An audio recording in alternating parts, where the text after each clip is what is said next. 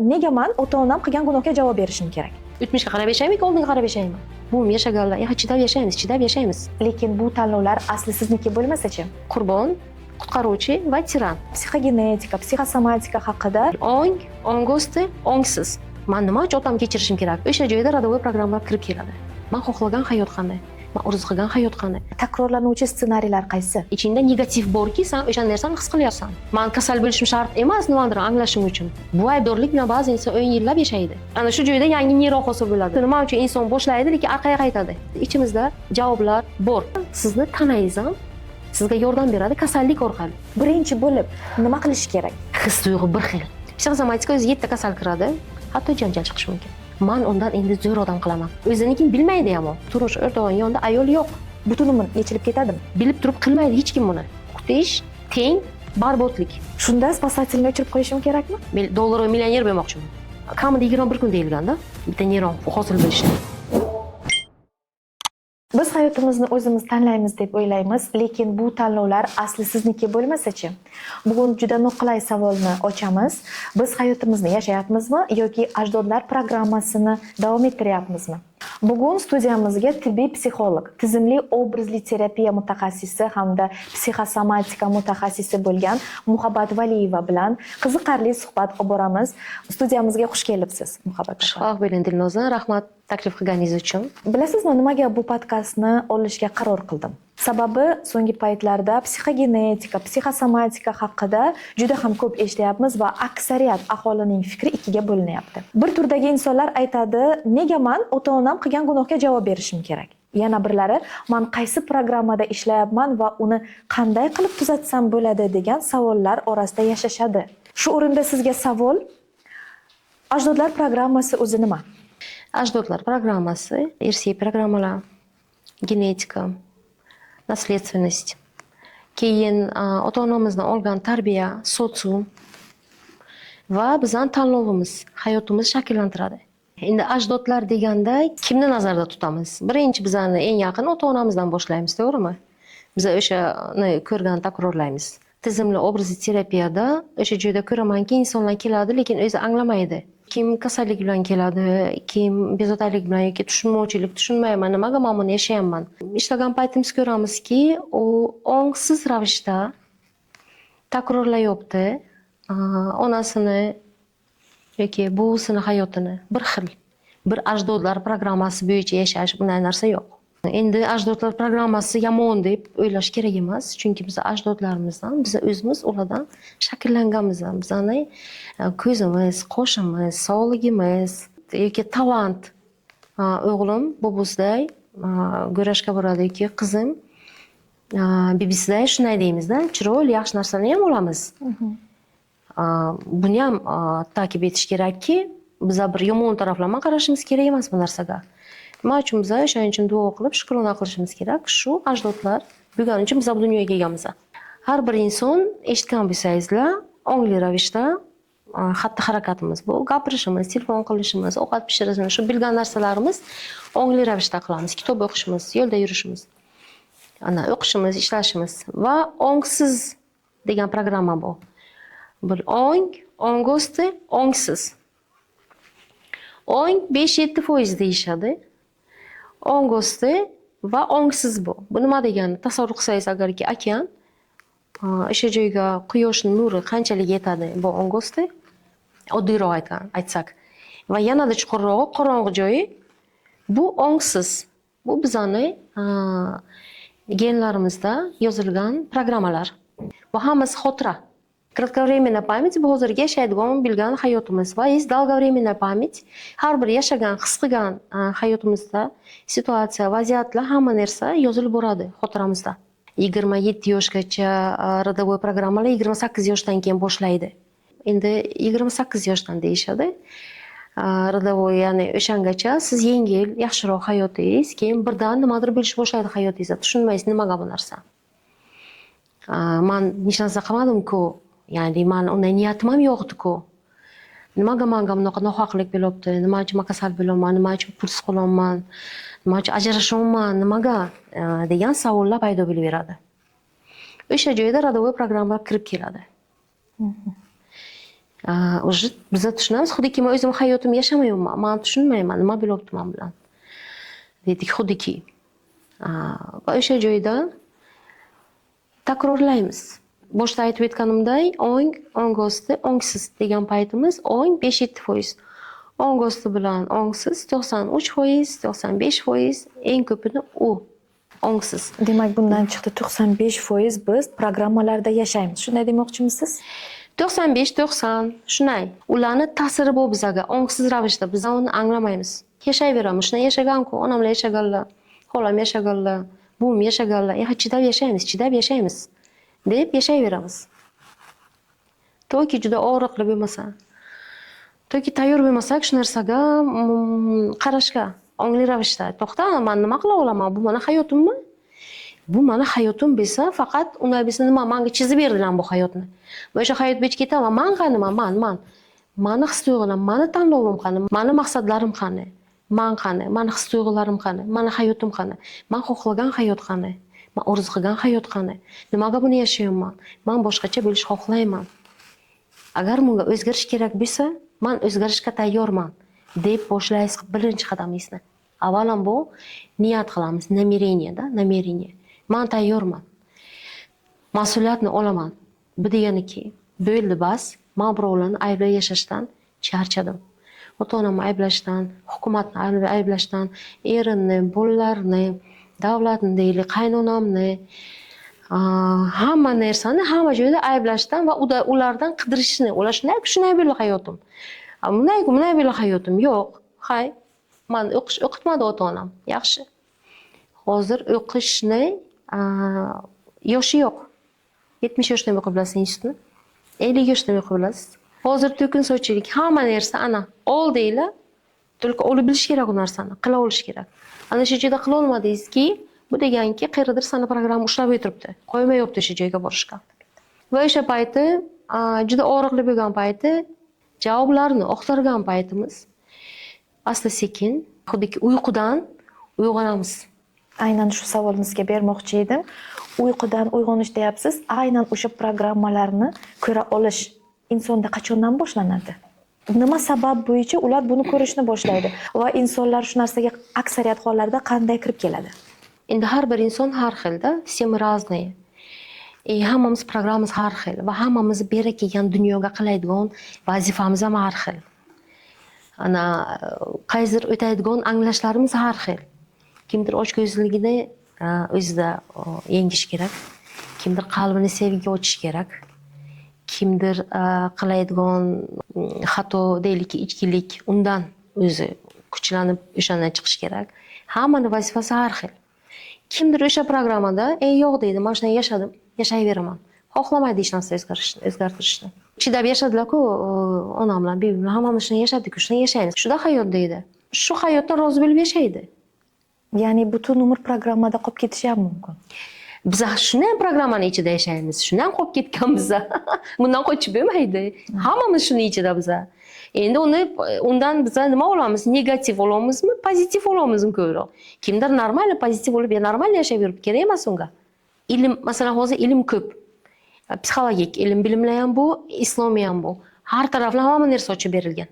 O'sha joydan his qilib, o'zida ishlab, qalbi bilan, ruhi bilan ishlab, o'zini his-tuyg'ulari bilan, masalan, nafrat qilaman deydi kimdir yaqindan yoki qaynonasidan yoki otamni kechira olmayman.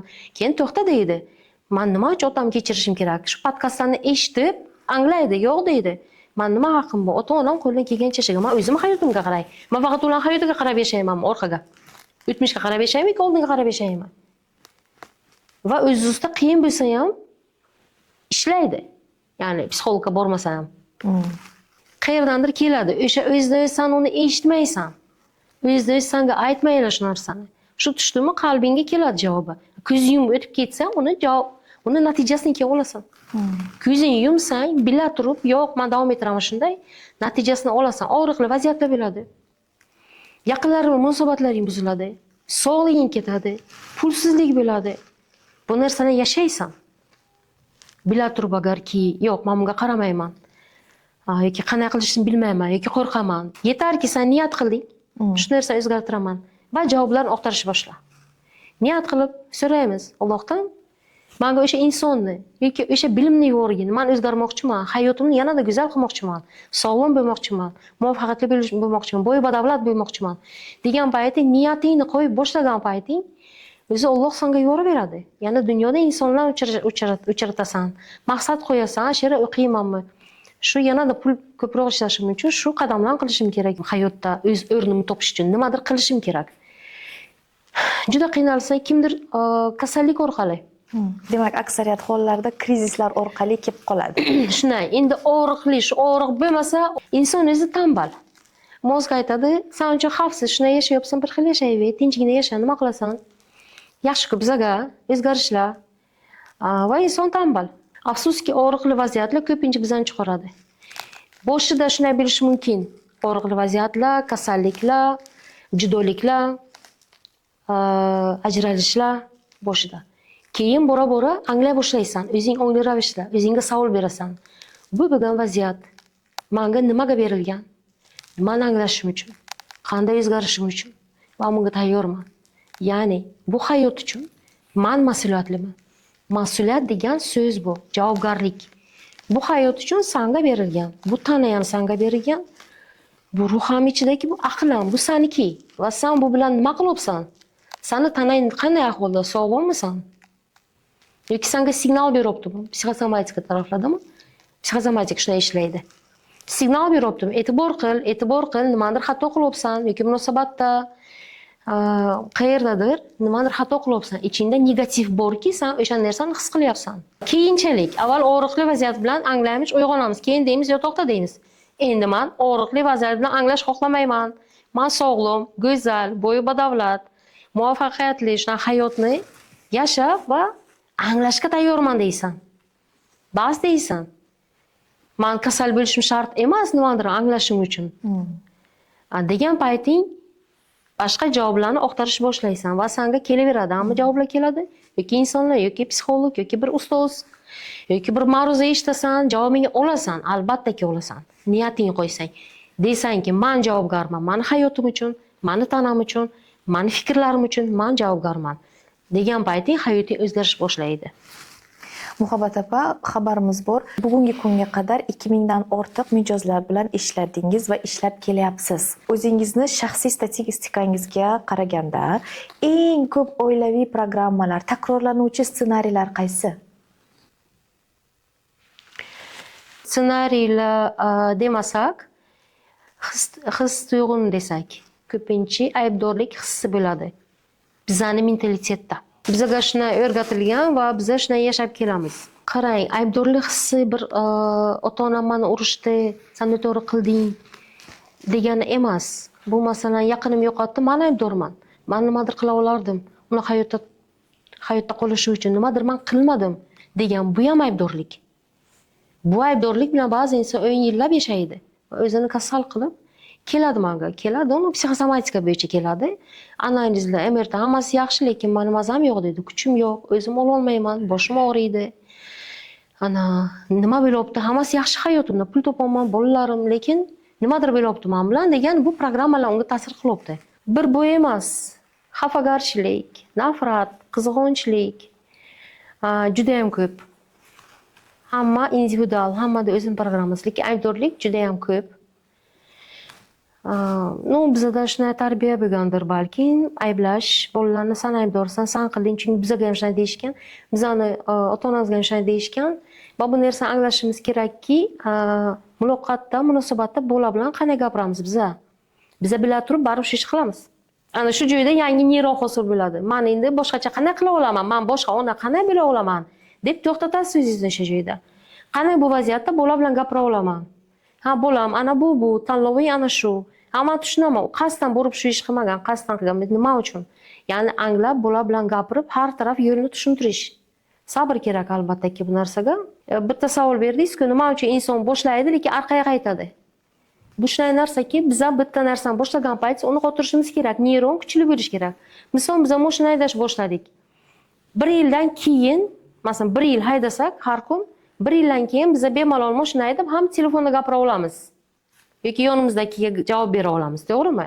Lekin bunga vaqt kerak va biz davomiylik bilan buni qilamiz. agar biza bir marta bo'lmadi ketdi desa bo'lmaydi, mashina hayda olmaysan. Bu narsa hamma joyda hayotimizda. Nimadir biza boshqacha o'rganish boshladik. Men boshqacha munosabat qilaman turmush o'rtog'im bilan.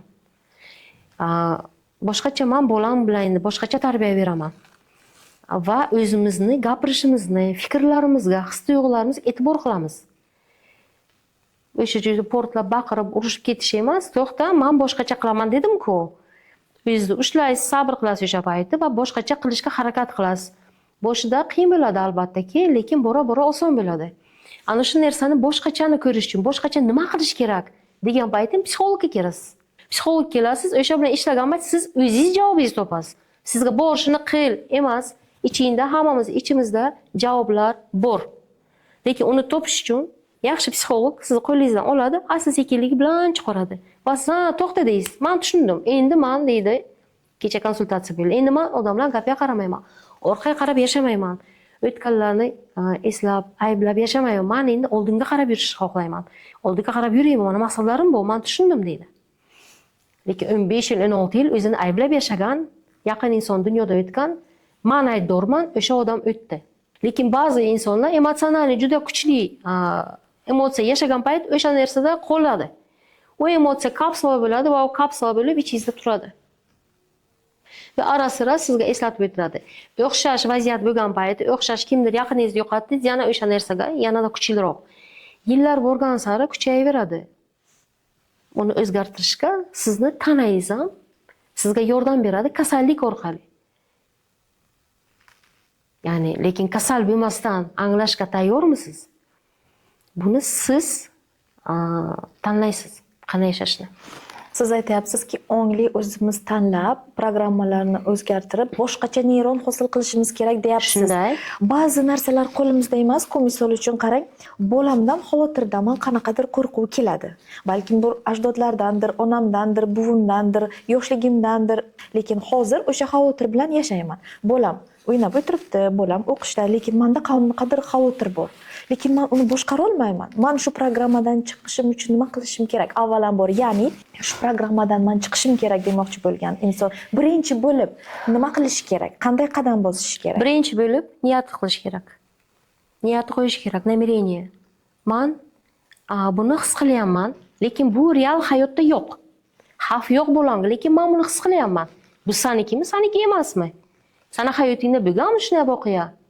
Bolang bilan bironta xavf bo'lganmi? Yo'q, bo'lmagan deydi. Lekin ichimda xavotir. Demakki, bu his-tuyg'ular o'sha programmalar pastdan sanga beryapti. Signal beryapti, deyaptiki, e'tibor qil bo'langa. Bo'langa yaxshi qara. Nimadir bo'lgan, kimnidir bolasi bilan balki sen o'zing his-tuyg'ularingni olib yurmayapsan. U narsa ham bo'lishi mumkin. Bo'lishi mumkin emas, shunday. Agarki ko'rasan, realda yo'q, bu narsa yo'q, lekin his qilyapman. Realda yo'q. Da, yo'q. Okey. Unday bo'lsa, borasiz psixologga. Chunki biz o'zimiz miyamizni ochib, operatsiya hech kim appenditsit ochib o'zini operatsiya qilmaydi. Chunki mozg, miya shunday narsaki, u bizlar uchun xavfsizlikni yaratadi. Miyamiz bizlar uchun xavfsizlik yaratadi. Nima degani bu? O'sha og'riqli vaziyat qachondir bo'lgan, yoki siz bilan, yoki bolaligingizda, yoki ukanggiz bilan, onangiz bilan o'sha narsani qattiq his qilgansiz, og'riqli bo'lgan. Qo'rqgansiz. Onangiz qattiq og'riq his qilgan, onangizning azoblanganini ko'rgansiz. Unga yordam bermoqchi bo'lgansiz, xuddiki uni ham bir qism og'riqni o'zingizga olmoqchi bo'lgansiz. Onajon, siz yaxshi ko'rganim uchun men ham sizga yordam beraman, deydi. Bolalikda hattoki biz bu narsani olamiz o'zimizga. Va o'sha narsani olib yuramiz. Bizning miyamiz aytganimizda bizlar uchun xavfsizlik yaratish. Qo'y deydi, eslama deydi, borma o'sha joyga, chunki og'riqli vaziyat edi. Buni eslamaysiz va o'tib ketdi. O'tib ketdi-ku, nima aloqasi bor hozirgi hayotim bilan? Lekin his-tuyg'ular o'xshashmi? O'xshash. O'xshash. Ana shu joyda ish boshlaydi. Vaziyat boshqa, ammo emotsiya bir xil. His-tuyg'u bir xil. Bir xil. Ana shu degani anglading? Endi qanday chiqa olaman? Chiqa olasanmi o'zing? Chiqa olsang, может быть, bu uchun necha yil ustingda ishlab, yaxshi psixolog bo'lishing, yaxshi psixologlar ham hammasi psixologga boradi. Demak, programmalardan chiqish uchun psixologga murojaat qilgan mijoz qaysi metod bilan ishlaydi? Metodlar juda ham ko'p. Har bir psixologni o'zi tanlagan metodi bu. Aynan, Va har o'zingizni bir mani metodim. Endi kelgan insonga bergan zaprosiga qarayman. Nima bo'yicha? Kimdir sog'lig'i bo'yicha keladi, simptom. Kimdir erim bilan munosabat, kimdir bolam bilan munosabat, kimdir pul bilan munosabat. Bu hammasi munosabat. Kimdir ishxonamda munosabat yaxshi emas deydi boshliq bilan. Hammani o'zini, lekin ko'pincha er-xotin munosabat. Men ishlayman tizimli obrazli terapiya bilan. Ya'ni tizimli obrazli terapiya bu psixoterapevtik metod munosabatlar haqida. Munosabatlar nima degani? Biz butun hayot hamma joyda munosabatlarda yashaymiz.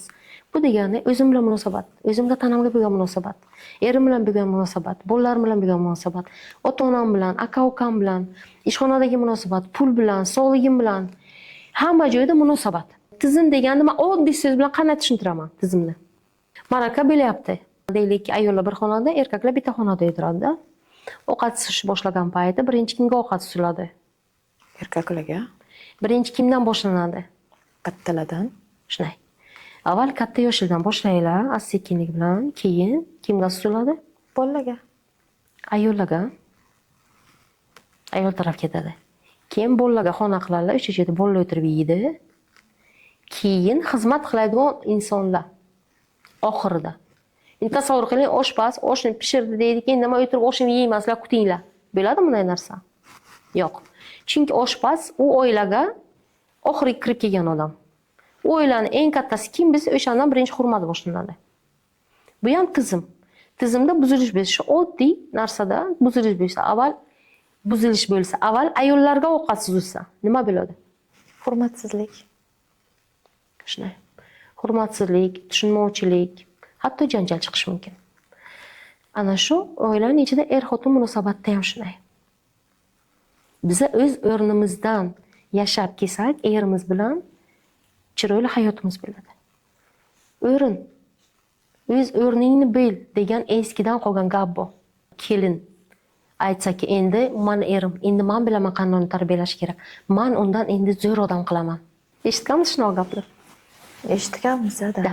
Endi men o'zim bilaman, meni hayotim zo'r bo'ladi deb hayotni boshlaymiz. Hayotni boshlaymiz, lekin bilmaymizki, biz u oilaga kelgan paytimiz orqamizda ryukzak bor. Uning ichida biz yashagan, his qilgan, ko'rgan narsalar bor va ular bilan birga kelamiz va ular bilan kelishni to'kamiz. Va o'sha joyda yashay boshlaymiz va tushunmaymiz, nima uchun men noldan boshladim hayotim deymiz. Lekin unday emas. Sen nol emas-ku sen. Sen o'sha sen ichida xotirangda bor. Qanday yashash kerak, ko'rganlaring, his qilganlaring, eshitganlaring, o'sha narsalarni sen olib kelasan birga. Turmush o'rtog'ing ham olib keladi o'ziga ham birga. Ikkalasi qo'shilib nima bo'ladi? O'zinikini demak yetmasdan turib, e'tiborini eriga qaratib, uni programmasini yechishga harakat qilib, uni tuzatishga harakat qilib ketadi demoqchisiz. O'zinikini bilmaydi ham u. Men zo'rman deydi. Ota-onasidan, ba'zilar ota-onasidan tezroq ketish, ular xato yashayapti, men o'zim hayotimni chiroyli qilib yashayman, chiroyli kelin bo'laman, erimga yaxshi xizmat qilaman, onamday bo'lmayman, onam mana dadamga qo'pollik gapiraydi, o'shaning uchun dadam tushunmasdi, men bilaman qanday qilish kerak deydi-yu, boradi, lekin xuddi shunday onasi qilgan ishni qiladi. Va o'sha joyda keyin deydi, ha deydi, qaynonam to'g'ri o'g'ilni tarbiya qilyapti. Yoki deydiki, endi men erim uchun muhimroq, men bola tug'dim, bu bizning oilamiz. Men muhimroq, meni erim-ku deydi. U muhimroq emas, meni gapim muhim bo'lishi kerak erim uchun. Va xuddiki qaynonasi bilan raqobat boshlaydi. Raqobatlikka kirib qoladi, bilmasdan. Va u joyda kim bo'ladi erga? Ona. Ona bo'ladi. Keyin bu munosabatlar qayerga boradi? Bora-bora bu ongsiz ravishda qilasan, sevganing uchun, yaxshilik tilaganing uchun, yordam qilmoqchi bo'lganing uchun, yana qaysi his-tuyg'ulardan undan ham zo'r yashayman deganing uchun qo'lingdan kelgancha nimalardir qilish boshlaysan va unga bilmasdan eringga nisbatan, turmush o'rtog'ingga nisbatan ona bilish boshlaysan. Ona bo'lgan payting sen ona bilsang, demak turmush o'rtog'ing yonida ayol yo'q. Unga ayol kerak. Ayol bo'lmasa, albattaki erkak kishi ayol topadi. Ayol topadi. Keyin deymiz, nimaga meni erim menga xiyonat qildi? Sen kimni o'rindan va qanday his-tuyg'ular bilan erimlashyapsan? Munosabatda. Lekin bu narsani ongsiz ravishda qiladi. bilib turib qilmaydi hech kim buni. Yoki eriga xudiki u bo'lacha, eri uni otasi. Manga erim mehribon bo'lsin, qo'llab-quvvatlasin, shirin so'zlar aytsin, hadyalar bersin, yana nimadir. Ya bu hamma narsa bo'lachani gapi. Albatta biz mehr xohlaymiz, lekin uni bir me'yori bu. Bizani o'zimizga ham berilgan narsa bu. Biz o'zimiz ham ishlaymiz, nimadir qilamiz. Biz faqat u odamga bog'lanib, xuddi usiz yashay olmaymiz. Unday narsa yo'q. Biz o'z o'rimizda yashamasak, munosabatlarimiz buziladi. Biz erimizni xohlamaymiz. Yaxshi bo'lsin, bizga qarasin, lekin meni erim meni yonimga kelmasin deymiz. Majbur bo'lamiz, majbur birlikda bo'lamiz. Ana shu joyda bilamizki, biz ayol sifatida emas erimiz bilan. Shu yerda sistema buzilgan. Ana shu yerda tizimda o'rnimiz buzildi. Va buni tuzatish mumkin, o'zgartirish mumkin. Hamma narsa mumkin. Ajdodlar programmasini anglagan va undan chiqishni istagan va chiqayotgan insonning jarayondagi eng katta ichki to'sig'i nima?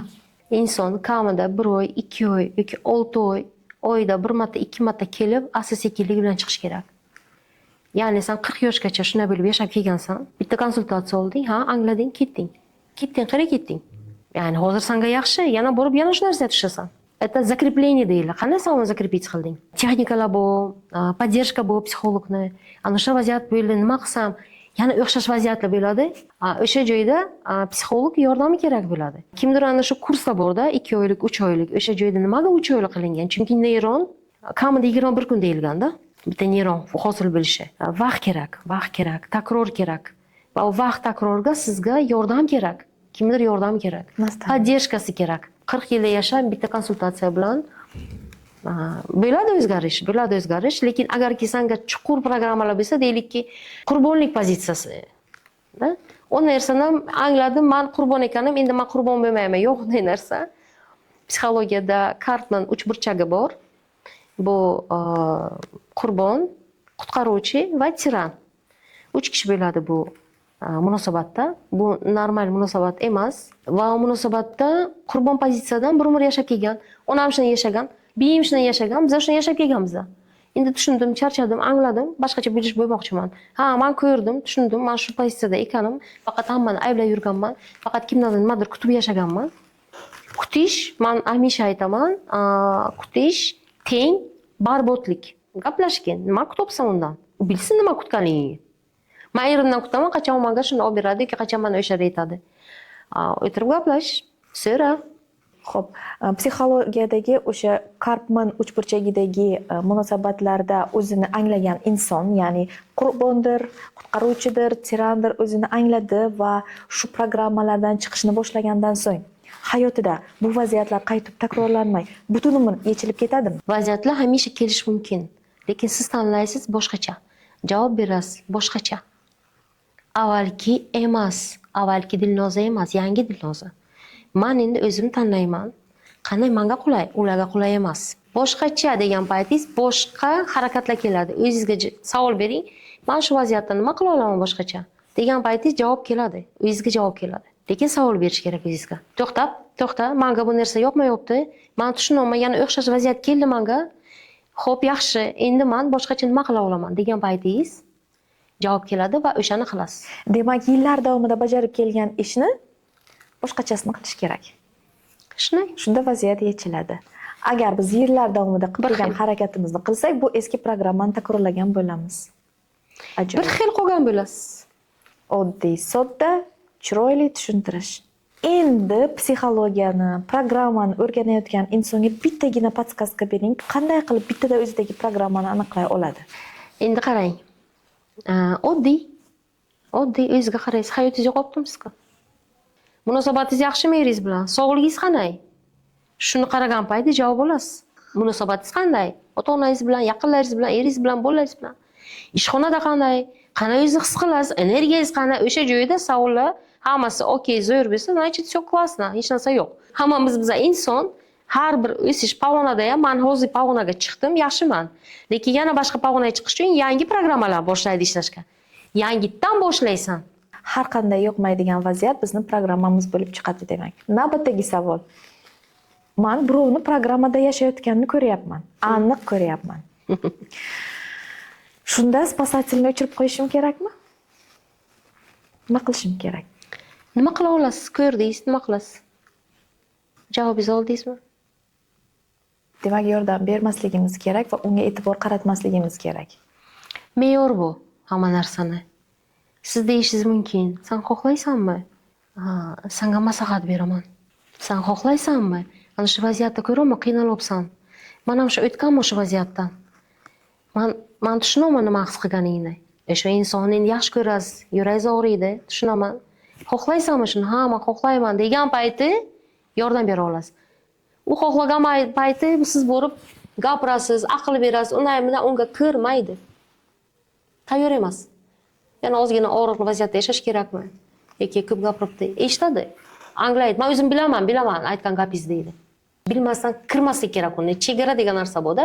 Uni chegarasini buzib, men spasat qilaman degan narsa. Inson xohlasa, u niyat qilsa, albattaki Alloh yo'lni ko'rsatadi. Ba'zan bu insonlar yaqinlarimiz bo'lsa-chi? Yaqinlaringizga undan ham qiyin yordam berish. Chunki yaqinlar sizni eshitmaydi. Sen bilimdonsan, ko'p narsa bilasan deydi. Всё. Biz psixolog bo'lib ham yaqinlarimizga endi yordam berishimiz balki ko'p terapiya yillar ishlab o'zimiz ustimizda keyin yordam berishimiz mumkin. Inson keladi, men ko'raman, aytaman, xohlaysizmi ozginagina ishlaymiz, men sizga yordam bera olaman. Xohlayman deydi, keyin ishlayman. Bo'lmasa men hammasini ko'rib o'tiraman. Yo'q deydi, menga psixolog kerak emas deydi. No, yaxshi, kerak emas. Ular uchun o'sha og'riqda yashash qulay demak. U uchun og'riq emasdir bu. U uchun shunaqa hayot qiziqarli. Biz og'riq deb o'ylaymiz. Programmalardan chiqayotgan inson qanchalik o'zgarishi kerak? Uni qandaydir chegarasi bormi? Ba'zilar umuman boshqa insonga aylanib ketishadi. Kim qaysi jarayonga tayyor bo'lsa, o'shani yashaydi. Chegara yo'q demak. Chegara yo'q. Ya'ni bu chegaralamagan, har bir inson boshqa, qalb boshqa, taqdir boshqa. Har bir inson o'zini hayotini yashaydi. Ham taqdirini yashaydi. Ham o'sha kelgan programmalar, ham ota-onadan olgan yashaydi. Ham o'shalarni xulosa qilib tanlov qiladi. Qayerga bormoqchi? Ya'ni maqsadi bormi boraydigan? Dollar va millioner bo'lmoqchiman. Nima xohlaydi? Kimgadir kerak. Men deydi, oyda $10,000 ishlamoqchiman yoki oyda $1 million ishlamoqchiman. Kimgadir kerak emas bu narsa. Menga shu tinch hayotim deydi. Hammaning missiyasi har xil. Hammaning taqdiri har xil, hammaning sinovi har xil. O'shaning uchun bu narsada sen ana shunday bo'l, bunday bo'l deya olmaymiz. O'zgarib bilganicha o'zgaradi demak. Xohlaganicha. Boshingiz og'riyapti, MRT qildingiz, analiz laboratoriy dandalar yaxshi chiqibdi, MRT, rentgen hammasi yaxshi chiqibdi, lekin og'riq davom ettiryapti. O'sha joyda psixosomatika bor degani. Psixosomatika o'zi 7 kasal kiradi. Сахарный диабет, гипертоническая болезнь, зоб токсический, болезнь желудка, болезнь кишечника и аллергия. Juda ham qiziq, 7 asosiy kasallik deysiz. Shuni hammasini tagida psixologik faktor bor. Ya'ni albatta doktor bilan birga davoingizni olib borasiz, lekin parallelni konsultatsiya qilib anglashingiz kerak. Nima uchun men bu kasal bo'ldim? Nimani anglashim uchun men buni his qilyapman? Nimaga men bu ahvoldaman? Qanday o'zgarishim kerak? Qaysi odatlarimni o'zgartirishim kerak? Qanaqa yangi odatlar kiritishim kerak? deb o'zingga savol berishing kerak. Va bu seni javobgarliging. Hayot uchun. Seni javobgarliging. O'sha payti javob keladi. Kelmasa, juda qiynalsangiz, specialist yordam beradi. Va o'sha joyda javob topgan paytingiz kasal bo'lishingiz endi shart emas. Siz angladingiz, odatlarni o'zgartirdingiz, munosabatlarni o'zgartirdingiz. Sizga tana kasallik yordam beradi aslida. Biza bir tana emas-ku. Sababi bor hamma narsani. O'shaning uchun sababini topgan paytimiz sog'ayib ketamiz. Bugungi podkastimiz juda ham ko'p savollarni ochiq qoldiradi nazarimda. Har bitta savollaringizni kommentariyada kutib qolamiz. Muhabbat Valiyeva shaxsan o'zlari bu savollarga javob beradilar degan taklifni sizga beraman. Agar rozi bo'lsangiz, o'ylayman ko'plarda savol tug'ilib qoladi. Auditoriyamizni orasida shu aytib o'tgan kasalliklaringizga ega insonlar bordim balkim va ular o'z savollariga javob oldi deb o'ylayman. Ularni ham hayotida aynan shu savollar tug'ilib va muammolari yechilib, programmalardan chiqishlarini tilayman hammaga. Mazmunli suhbat uchun sizga tashakkur. Men rahmat aytaman meni taklif qilganingiz uchun.